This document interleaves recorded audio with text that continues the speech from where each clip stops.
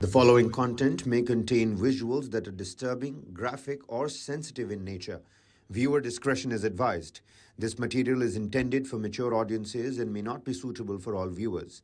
Please exercise caution while watching, and if you find such content distressing, we recommend discontinuing viewing. This disclaimer is provided to ensure awareness and to prioritize viewer well-being. Hello and welcome. You're watching News9 Live with me, Neha Khanna. Let's get you all the top national and international stories that we're tracking at this hour. The war between Israel and Hamas has now entered the 70th day. Let's get you a complete lowdown.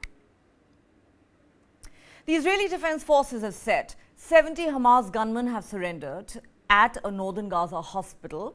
They have in fact shared footage from this hospital. The Israeli military has apparently placed a bounty on several Hamas leaders. Israel has attacked multiple Hamas sites across the Gaza Strip in the last 24 hours. Meanwhile, US President Joe Biden has urged Israel to be more careful to save lives in Gaza. Israeli Prime Minister Benjamin Netanyahu has told senior US officials that Israel will continue to fight Hamas until absolute victory. National Security Advisor of the United States, Jake Sullivan, and Israeli Prime Minister Benjamin Netanyahu met in Tel Aviv to discuss the ongoing war in Gaza and the possible post-war Gaza scenarios. The IDF has released footage of Palestinian gunmen surrendering at Kamal Adwan Hospital in northern Gaza. Israeli troops, in collaboration with the Shin Bet security agency, engaged and defeated Hamas operatives in this hospital area. According to the IDF, approximately 70 Hamas members surrendered, handing over their weapons and equipment. They're now undergoing interrogation by the Shin Bet and the Military Intelligence Directorate's Unit 504.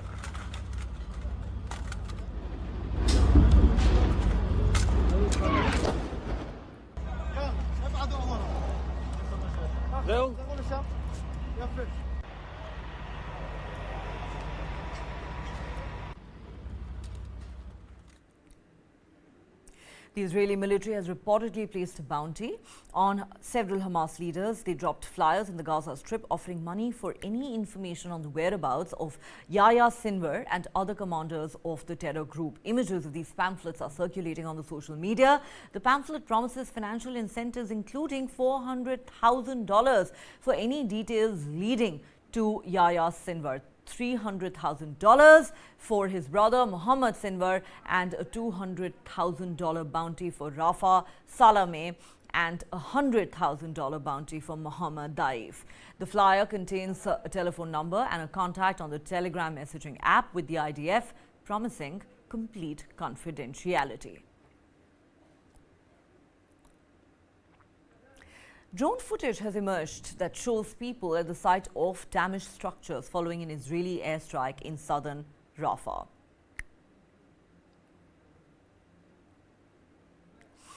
Survivors and locals were seen amidst the debris, searching for any signs of life or salvageable belongings. Israeli forces have besieged the coastal strip, causing extensive destruction.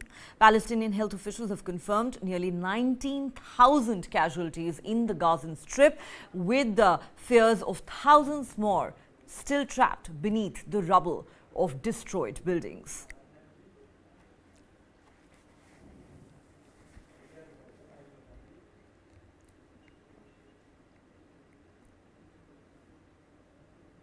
Palestinian Prime Minister Mohammed Shtayyeh has asserted that international demands for the Palestinian Authority to revamp its leadership and intensify reforms divert focus from the essential requirement of a political vision for post-Gaza war peace. In an interview, Shtayyeh urged international involvement to resolve the long-standing conflict, expressing disappointment with the United States for not employing its regional influence effectively. Listen in. What we need is a day after for all of the Palestinian territories. What we need is to see an end to the Israeli-Palestinian conflict and the materialization and manifestation of a two-state solution. The issue is give us a political horizon. We need American measures to support the two states. That's what they are saying. So the issue for us is not, whether we reform the health sector or we reform local government sector or this and that. And so that's not the issue. The issue for us is that Palestinians have been suffering for 75 years. And nobody, the people who talk about two-state solution, okay, the two-state solution has become like international anthem. It's just people, they need measures on the ground. That is the thing. This is a paradox that should not be there. So United States can put serious pressure on the Israelis. United States can tell Israel to stop the war. Today what is needed is for the United Nations Security Council to say, with a very clear timetable, that this Israeli occupation that has occurred on the Palestinian territories since 1967 should end, and this is the timetable that should be given to the Israelis, to the Palestinians, to end this conflict. What we need from the United States really is some sort of implementable measures. We need Washington to walk the walk, not only to talk the talk. So therefore, there are so many measures that Washington can do, but has not been doing. So therefore, the only country that can deliver Israel is the United States, and very unfortunately, they are not doing the work. Our people are starving. Those who might escape bombardments might be dying from hunger and starvation. Those who might make it out of starvation, they're dying of their wounds. So there is no medical supplies, there is no food. As Israel continues to pound the Gaza Strip, its closest ally, the United States, is increasingly sounding a divergent view. Washington's envoy was in Tel Aviv to discuss how its ally could better protect Palestinian lives in the war on Hamas. White House National Security Advisor Jake Sullivan met with Israeli Prime Minister Benjamin Netanyahu about possibly transitioning to what the White House calls lower intensity military operations in Gaza. As Israel pounded the Gaza Strip on Thursday, Washington's envoy was in Tel Aviv to discuss how its ally could better protect Palestinian civilians in its war on Hamas militants. White House National Security Advisor Jake Sullivan met with Israeli Prime Minister Benjamin Netanyahu and spoke with other officials, including the country's defense minister, about possibly transitioning to what the White House called lower-intensity military operations in Gaza. Here's White House National Security spokesperson John Kirby. One of the things that Jake did talk to him about was progress in the war and where the Israelis think it's going to go. He did talk about possible transitioning from what we would call high-intensity operations, which is what we're seeing them do now, to lower-intensity operations sometime, in the near future. But I don't want to put a timestamp on it. I think you can understand that the last thing we'd want to do is telegraph to Hamas what they're likely to face in coming weeks and months. At an event in Bethesda, Maryland, Reuters asked U.S. President Joe Biden if he wanted Israel to scale back its assault on Gaza by the end of the year. I want them to be focused on how to save civilian lives, not stop going after Hamas, but be more careful. Meanwhile, in the Rafah area of southern Gaza, dozens of wounded people were taken to the hospital on Thursday after an Israeli airstrike targeted a house. Paramedics said 6 were killed in the airstrike and dozens were injured, including women and children. Israel launched its campaign in retaliation for a rampage by Hamas, whose fighters killed 1,200 Israelis and seized 240 hostages in a cross-border raid on October 7th. Since then, Israeli forces have bombarded the coastal strip and laid much of it to waste, with nearly 19,000 people confirmed dead, according to Palestinian health officials, and thousands more feared buried under the rubble. Prime Minister Benjamin Netanyahu has affirmed Israel's commitment to continue the conflict against Hamas until absolute victory. During a meeting with the U.S. National Security Advisor Jake Sullivan, Netanyahu discussed regional threats, including from Hezbollah in Lebanon and the Houthi rebels in Yemen, the release of hostages who are currently being held by Hamas in the Gaza Strip, the ongoing humanitarian aid for Gaza's civilian population. Listen in.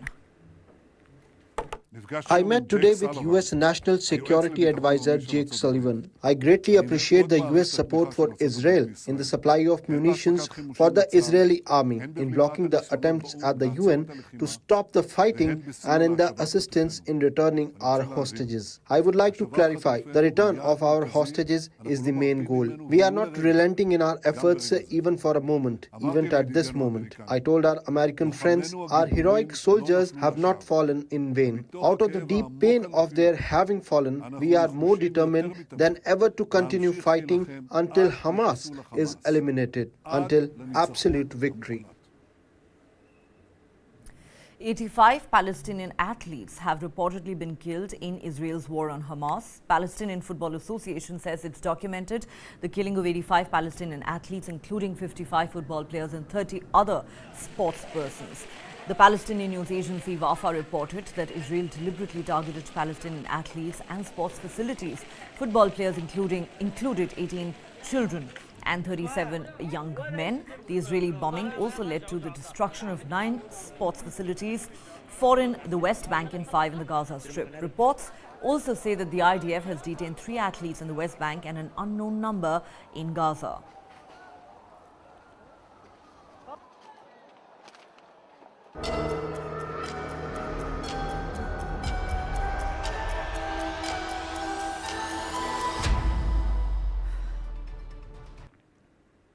China has said the Indian Supreme Court's verdict on Article 370 upholding the central government's decision to carve out the Union Territory of Ladakh from the erstwhile state of Jammu and Kashmir does not have any bearing on its claim on the western section of the China-India border. India's Supreme Court unanimously upheld the centre's decision to abrogate provisions of Article 370 that bestowed a special status on Jammu and Kashmir. The apex court also upheld the validity of the centre's decision to carve out the Union Territory of Ladakh from the erstwhile state of Jammu and Kashmir.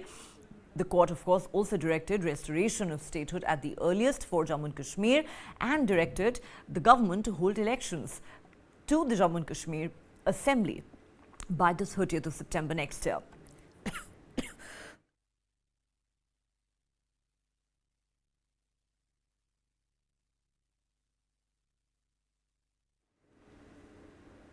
The Maldives, under President Mohammad Muizzu's leadership, has chosen not to renew an agreement with India for a hydrographic survey, a month after requesting the withdrawal of Indian military personnel. This shift follows the government's India Out campaign. The agreement, signed in 2019, allowed India to survey the Maldivian waters. According to a report in the Indian Express, the Maldives government, in charge since November, has informed India of its decision that it is not going to renew this pact. This marks the termination of the first bilateral agreement between the two countries under the new administration of the Maldives.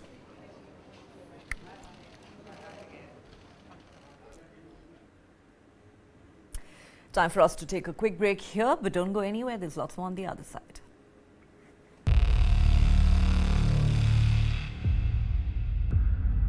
वर्ष 2070 तक Bharat net zero का लक्ष्य हासिल करेगा. There is certainly a wall of capital coming into the clean tech, climate tech space, not just in India but across the world.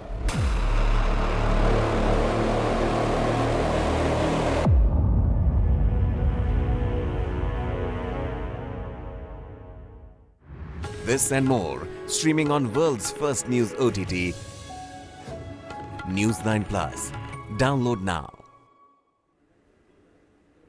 Donald Trump's election interference case in Washington will be put on hold while the former president further pursues his claims that he is immune from prosecution.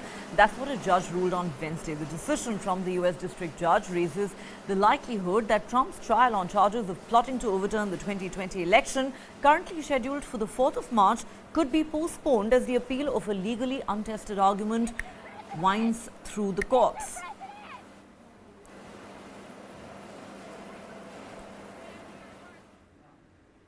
In other news, Taiwan's upcoming presidential and parliamentary elections in January highlight the generational rifts over the island's relationship with China. Here's a report. as Taiwan prepares to vote in the presidential and parliamentary elections next month, polls reveal deep divisions between generations towards its relationship with China. At this government-run veterans' care home in northern Taiwan, this former soldier's chest tattoo of the island's flag carries the complexities of those ties. Wang Zhiquan, who is 93, joined the Chinese army when he was only 13 and holds tragic memories of war. I still dare not watch the news when I watch TV. War is cruel and cold. When I started serving as a soldier, people were forced to enlist during the civil war between the Kuomintang and the Communist Party. When they couldn't catch adults, they would catch children. Defeated in the Chinese Civil War, the nationalist Kuomintang government fled to Taiwan 7 decades ago, but no peace treaty was ever signed to end the war. China's communist government has since been pushing for what it calls reunification with Taiwan and has ramped up its military pressure against the island in the past few years, stoking fears of a war that could drag in the United States. Those tensions are dominating election campaigns in the run-up to Taiwan's January 13th ballot. The ruling Democratic Progressive Party champions the island's separate identity from China.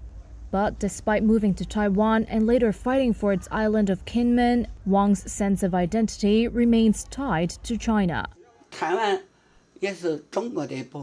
is a part of China. It has been since the Qing and Ming dynasties. It's a view shared by many from his generation, like fellow care home resident Sun Guoxi.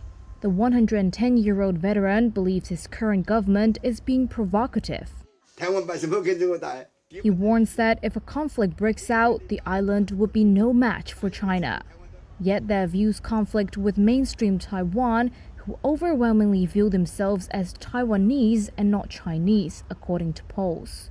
He is political scientist Song Wen-ti. There is certainly a generational shift. The older generation was a lot more likely to be for unification, and the younger generation a lot less likely. The younger people tend to have a separate, almost distinct Taiwanese national identity, as opposed to a more Chinese national identity. So in that sense, the trend lines on support for unification is a downward one, less and less support for unification over time. The main opposition party, the pro-China KMT, has cast the election as a choice between war and peace, a line Beijing has echoed. But as campaigning heats up, some in Taiwan are hoping to mend rifts rather than further the divide. As this 22-year-old says, we can only try our best to understand the others and learn why they might have certain ideas. Even if we can't agree with each other, as humans, we should still be able to talk normally.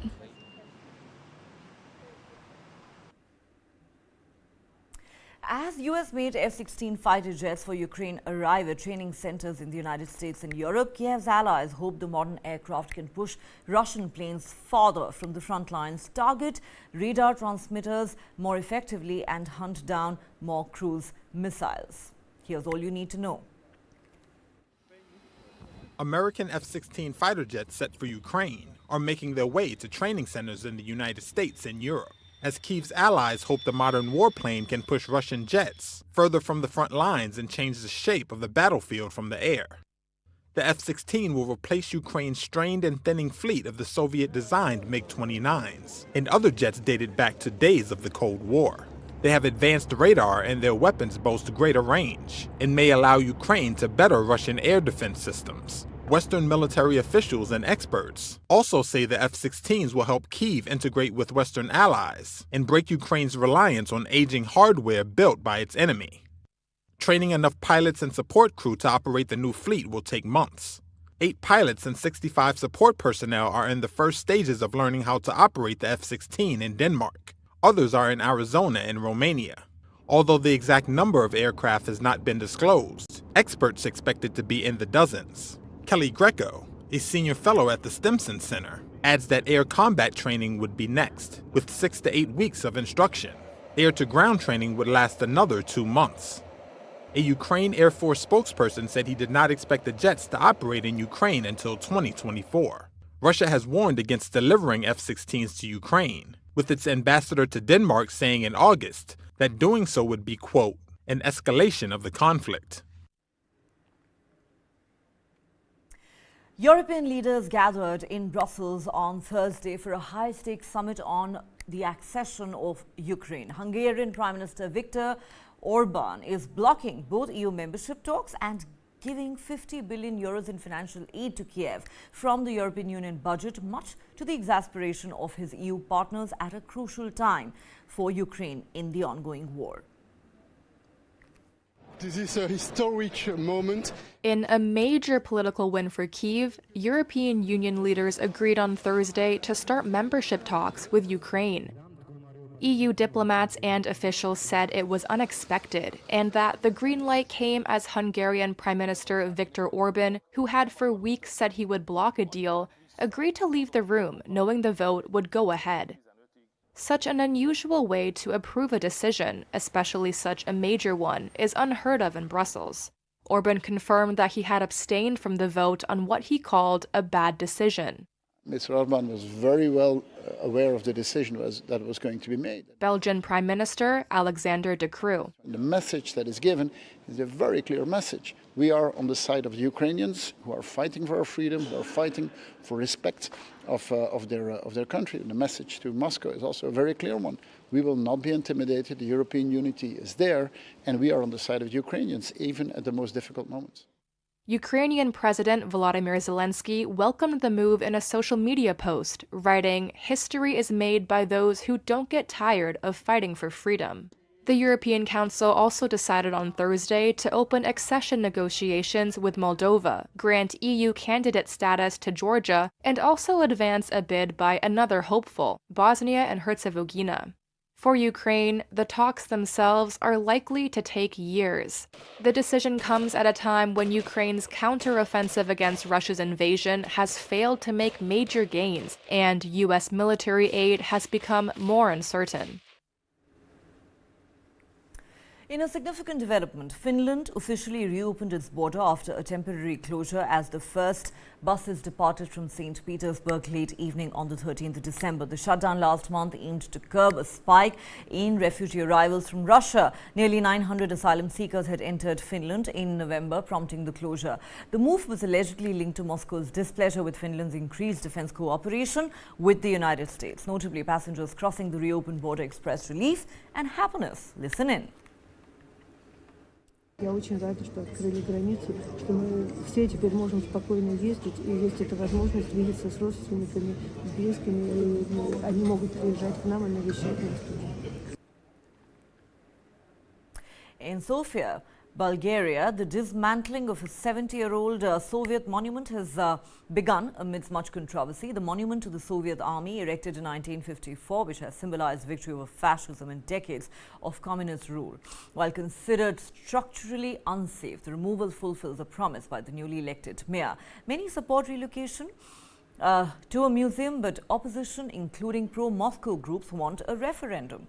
The park, which was often painted with various colors, has cultural significance. Despite concerns about erasing history, authorities press on, sparking criticism from Russia. The dismantling has slated for a month and aims for completion by Christmas, with figures preserved in a socialist art museum.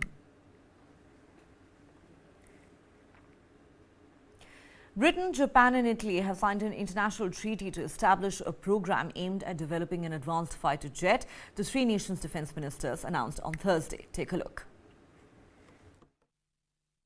Britain, Japan and Italy have agreed a deal to build a new generation of fighter jet. Defence ministers from the three nations signed the accord in Tokyo on Thursday.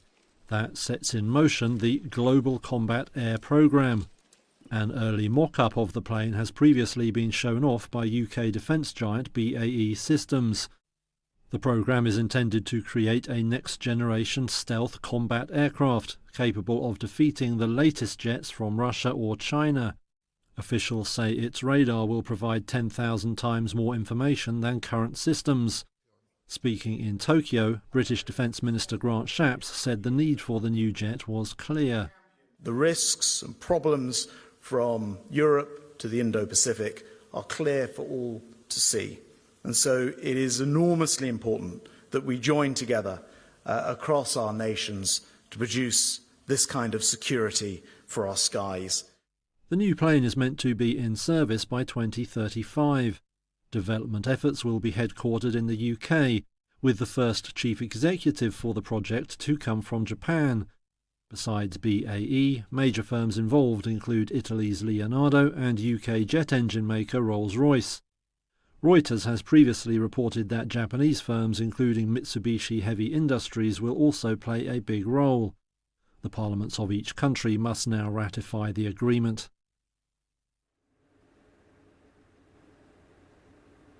Time for us to take a quick break, but don't go anywhere. There's plenty more on the other side.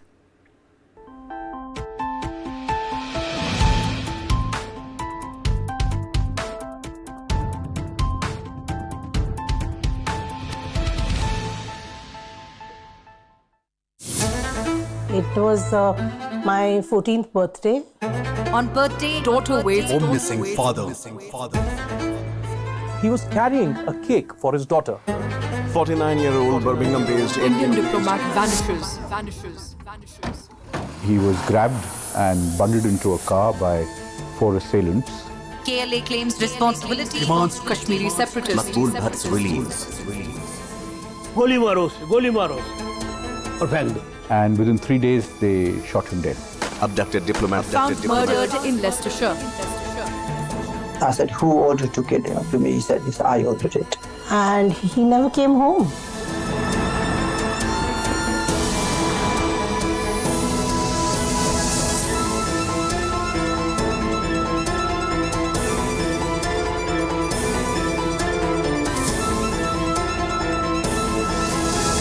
Stop searching. Start streaming. Download the world's first news OTT, News9 Plus, ahead of the curve. Pakistani spy agency ISI's sinister plan to target India. Training women to honey trap top civil and military officials. Counter honey trapping ops initiated by India. But gullible victims still caught in the web. Top military intelligence experts break down the web of deception. Colonel Hani Bakshi explains the phenomena of honey trap. जहाँ पे भी आपको लगेगा, उनको लगेगा कि there is a person who is susceptible to women, who's making a lot of women friends on the social media. That is where they will make a spoof account and then start luring the person. Colonel Pavitran Rajan decodes the psyche of the victim and the predator. But when you go up the chain, no one enforces it to people at the top. That disciplinary regime and the security regime is not enforced at the top. And they usually have a public profile where it is much more easier to approach that person. A News9 special on how modern technology has added teeth to the ancient spying tactic. Our story takes you inside Pakistan's honey trap machine.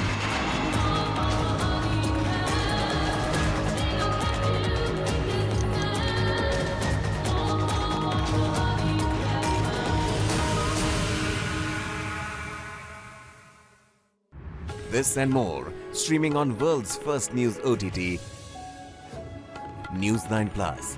Download now.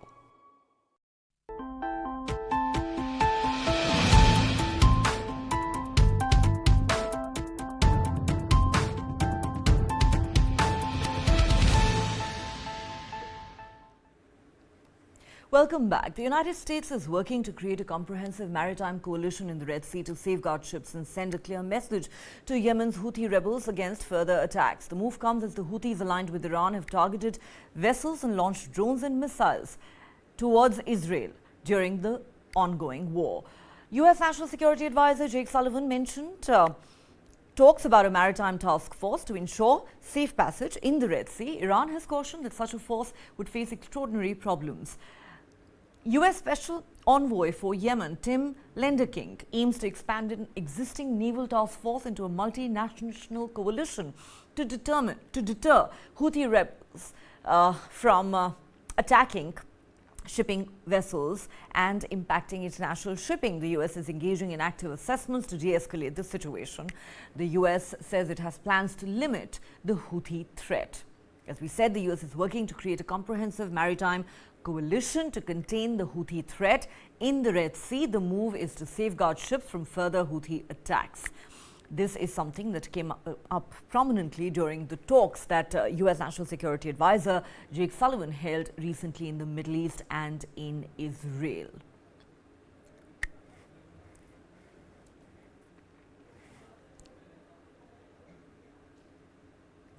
An Australian mother, Kathleen Folbig, has been cleared of killing her 4 children after 2 decades behind bars. The New South Wales Court of Criminal Appeal overturned her convictions based on new scientific discoveries, leading to an unconditional pardon in the month of June. The case highlights the evolving role of science in the pursuit of justice. Here's the story. An Australian mother has been cleared of killing her 4 children after spending 2 decades behind bars. The New South Wales Court of Criminal Appeal on Thursday overturned Kathleen Folbig's convictions following an unconditional pardon in June based on new scientific discoveries. Speaking to reporters outside the court in Sydney, the 56-year-old called on the legal system and society to think before accusing a parent of hurting their children. I am grateful that updated science and genetics has given me answers as to how my children died. However, even in 1999, we had legal answers to prove my innocence.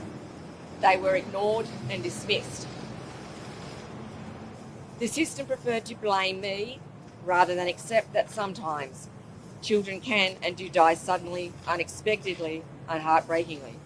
Folbig's lawyer, Rahani Virgo, told reporters her legal team is preparing to seek compensation for the wrongful imprisonment, which would be, quote, bigger than any substantial payment that has been made before.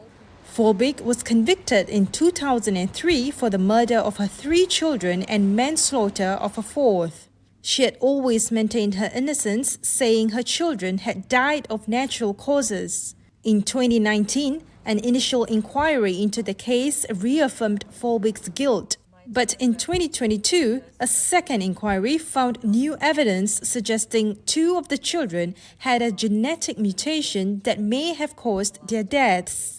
After the inquiry found a reasonable doubt for each conviction, New South Wales State Attorney General Michael Daly pardoned Folbig, releasing her from prison in June this year.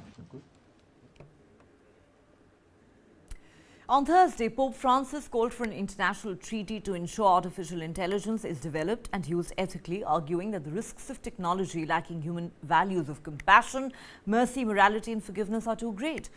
Francis added his voice to increasing calls for binding global regulation of artificial intelligence in his annual message for the World Day of Peace, which the Catholic Church celebrates on the 1st of January every year. The Vatican released the text of the message on Thursday.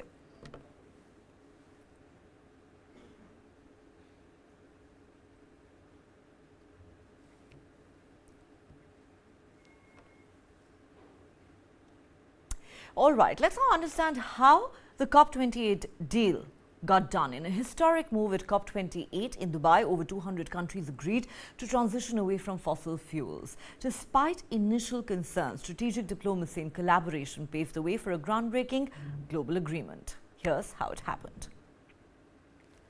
We have now reached the end. For the first time in history, countries have expressed a desire to end the oil age.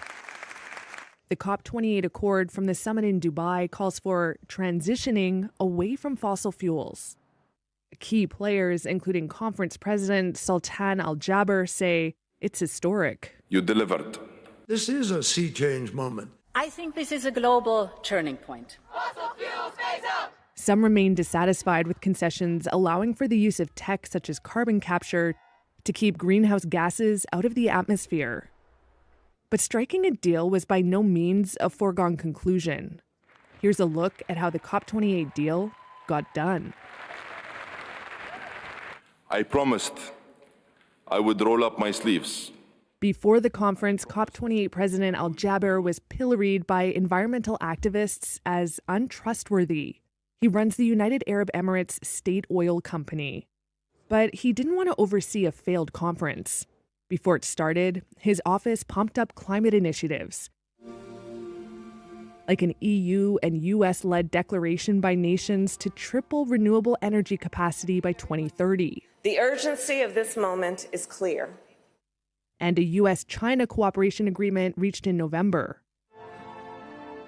Sources say getting a deal took deft maneuvering by the conference host, as well as back-channel diplomacy from the top envoys of the world's biggest polluters, the US and China. Al-Jaber intentionally stirred the pot, sources say. His approach was to put out deliberately provocative drafts for a deal that forced negotiators to reveal the outer limits of their positions, then find common ground. On December 11th, Al-Jaber's draft deal outlined a broad menu of options that countries could, not should, take to fight climate change. Those options ranged from carbon capture to reducing fossil fuel use or cutting subsidies.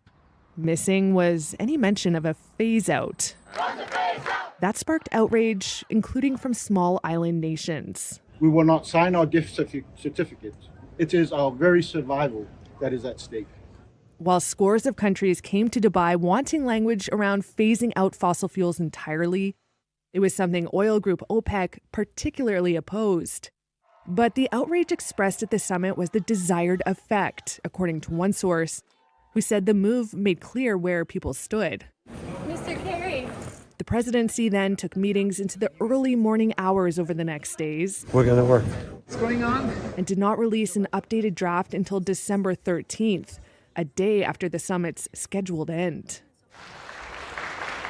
The term phase out remained a red line that some like China and Saudi Arabia would never accept. So U.S. envoy John Kerry and his Chinese counterpart Xie Jinhua found a workaround. They already had a roadmap from their recent climate cooperation in November. Use words that essentially mean the same thing as phase out. With China and the U.S. aligned, it was just a matter of getting OPEC on board. One source said it was Kerry, China, and the Saudis that played a constructive role at the 11th hour. A source familiar with the negotiations said the final flurry of diplomacy ensured the deal would pass.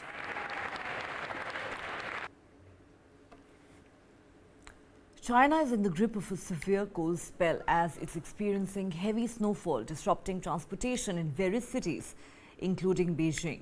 The China Met administration has predicted a further 8 to 12 degrees Celsius drop in most regions over the next 2 days, with some areas, including central Inner Mongolia and northern Shaanxi, facing a plunge of more than 20 degrees Celsius. This extreme weather follows a year of climate extremes in China, from frigid temperatures in January to record rainfall and scorching summer heat, all attributed to the impacts of climate change. Meanwhile, in Beijing, snowstorm has hit metro tracks as well. In a rear-end collision on above-ground tracks, more than 100 people were injured with serious fractures.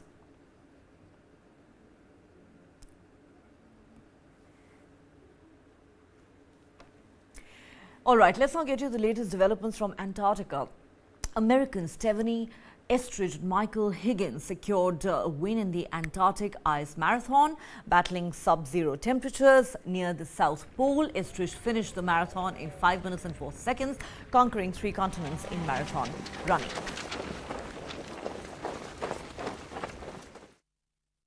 That was the hardest marathon I've ever won, I could tell you that. But it was beautiful. I mean, how can you compete with it? This is just insane.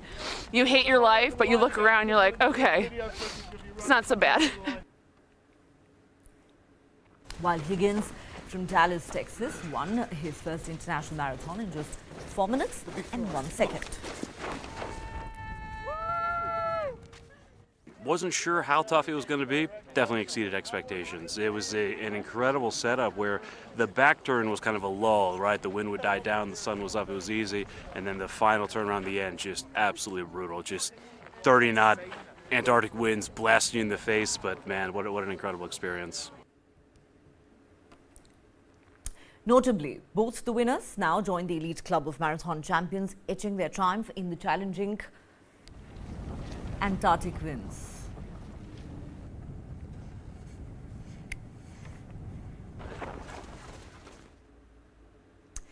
Lionel Messi's 6 jerseys from Argentina's victorious 2022 World Cup run just wrapped up an auction, raking in a cool $7.8 million. That's big money, making it the priciest sports memorabilia sold at an auction this year. Now, Sotheby's had their eyes set on over $10 million, but it fell a bit short. Still, nothing to scoff at. For context, Michael Jordan's 1998 NBA Final jersey holds the record at a whopping $10.1 million from last year.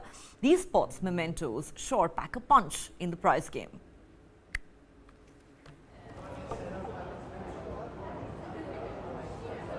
We have 6 jerseys here that Messi wore during the 2022 FIFA World Cup, all the way from the group stages through the round of 16, the quarterfinals, the semifinals, and of course the match that everyone remembers, the finals against France, where 1.5 billion people were tuned into. The smell is something that we definitely have to consider, but at the same time, the collectors typically don't care one way or another. For certain athletes, it can actually be something that you consider when you're purchasing the jersey. But in this case, they all smell fine. In a heartfelt tribute to former India captain MS Dhoni, the BCCI has decided to retire the iconic number 7 jersey, which is synonymous with Dhoni's incredible cricket journey. Similar to Sachin Tendulkar's number 10, Dhoni's jersey will be off limits for Indian players. This is a move honouring his remarkable contribution to the Indian team. Youngsters and current players have been informed not to choose the number 7 jersey, reinforcing the BCCI's decision. The board presently designates around 60 numbers to the Indian team, ensuring a respectful acknowledgement of each player's jersey number, even if they're out of the team for a brief period.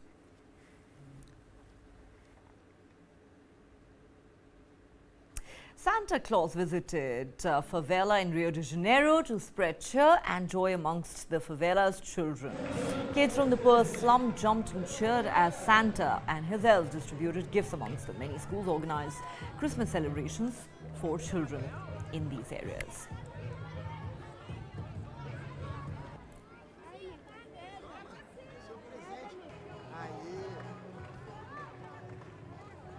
Tokyo is all geared up for Christmas as well, with decorations and light displays dazzling all over the city. There are plenty of incredible illuminations and light displays in Tokyo during winter, a time of year when the city shines much brighter to compensate for the cold, short days and long nights. Illuminations brighten up events, buildings and roadside trees in central Tokyo. Christmas festivities are in full swing with decked up Christmas markets as well.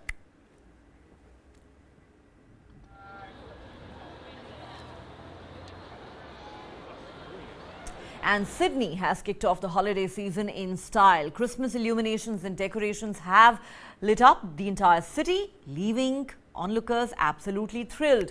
Sydney's largest Catholic cathedral, St. Mary's, was illuminated with colourful projections portraying scenes from the Christmas Carol of 12 Days of Christmas. A special market, magical workshops and many such events are part of the Christmas celebrations in the city.